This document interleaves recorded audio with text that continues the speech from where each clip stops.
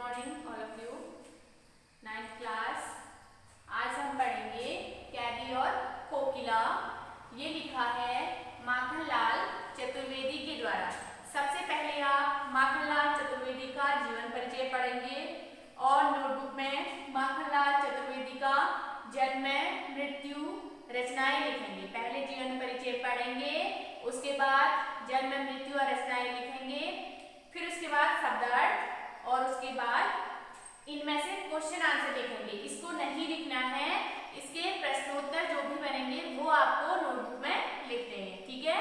देखिए कैदी और कोकिला।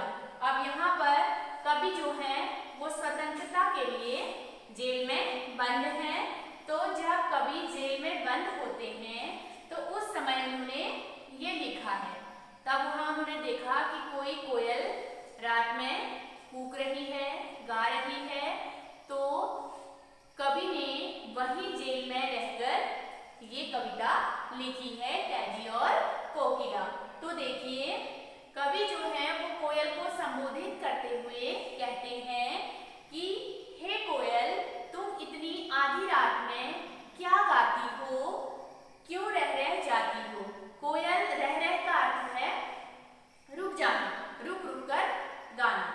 यानी तुम इतनी रात में क्या गाती हो और कुछ देर गाने के बाद फिर तुम रुक जाती हो और फिर गाना शुरू करती हो। आखिर तुम इतनी रात में क्या गाती हो और रुक रुक कर क्यों गाती हो। कोकिल बोलो, हे कोयल तुम मुझे बताओ क्या लाती हो। यानी तुम मेरे लिए कोई संदेशा लाती हो। अगर मेरे लिए नहीं लाती हो तो किसी और के लिए क्या संदेशा लाती हो। ये संदेशा जो है वो किसका है, मैं समझ नहीं पा रहा हूँ। तुम क्या संदेश लाती हो और किसका संदेश लाती हो। कोकिल, हे कोयल तुम मुझे बताओ तुम किसका संदेश लाती हो, किसके लिए ये प्रेरणा है, तुम मुझे बताओ।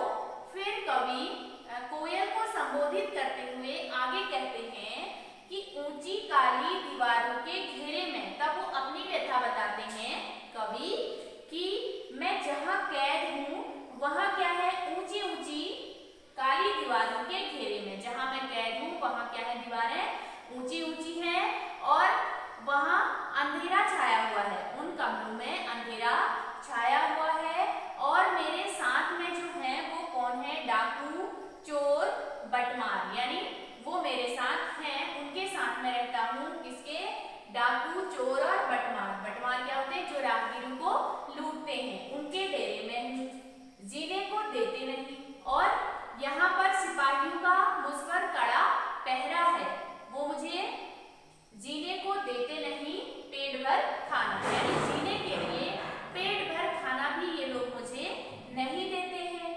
मरने भी देते नहीं, तड़प रह जाना, और ना ही मुझे ये मरने देते हैं। मैं रात दिन तड़पता रहता हूँ। ना मुझे ये पेट भर जीने के लिए पेट भर खाना देते हैं और ना मरने देते हैं। मैं रात दिन तड़पते रहता हूँ। जीवन पर अब दिन रात कड़ा पहरा है। यानी जो सिपाही हैं वो मुझे नहीं छोड़ते हैं, मुझ पर दिन रात इनका बहुत ही कड़ा पहरा है। शासन है या तम का प्रभाव गहरा। यानी ये जो शासन है, ये जो अंग्रेजी शासन है वो क्या है, तम होता है अंधकार, अंधकार का प्रभाव है। क्योंकि इन्होंने मुझ पर क्या कर दिया, बहुत ज्यादा अत्याचार कर दिया है। तो इनका जो शासन है वो अंधेरे का शासन है।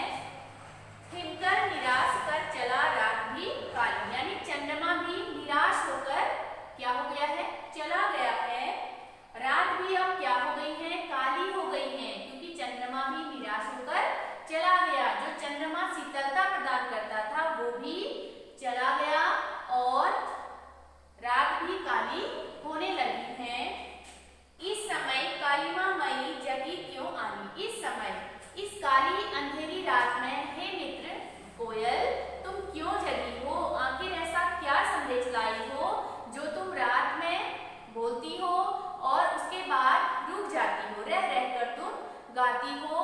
ऐसा कौन सा संदेश है, किसका संदेश है, किसके लिए तुम लेकर आई हो। हे बताओ। ये लिखा है माखनलाल चतुर्वेदी के द्वारा। इसमें से जो भी प्रश्न बनेंगे वो आप लिखेंगे। जैसे इसमें प्रश्न बनेंगे कि कोयल क्यों रह जाती है। फिर दूसरा, इस पद्यांश का शिल्प सौंदर्य आपको लिखना है। शिल्प सौंदर्य यानी इसमें रह में कौन सा अलंकार होगा, पुनरुक्ति प्रकाश। और इसमें इस पद्यांश का आशय क्या है ये भी इसमें आएगा। इसके बाद प्रकृति भी कवि पर क्यों शुद्ध है, यानी क्यों शुद्ध है और कवि मरना क्यों चाहता है, ये भी प्रश्न बन रहा है इसमें। और कवि को कारागार में किसके बीच दिन काटने पड़ रहे हैं, ऐसे ही प्रश्न बनेंगे और इनके उत्तर आप लिखेंगे। ठीक है, इतना आप कर लें। फिर दूसरे वीडियो में हम इसके बाद वाले जो भी पद्यांश हैं, जो भी कविताएं हैं, वो हम इसके बाद पढ़ेंगे। ठीक है, ये हमने पढ़ लिया, इसके प्रश्न उत्तर हो गए। इसके बाद हम दूसरा पढ़ेंगे इसी का। ठीक है।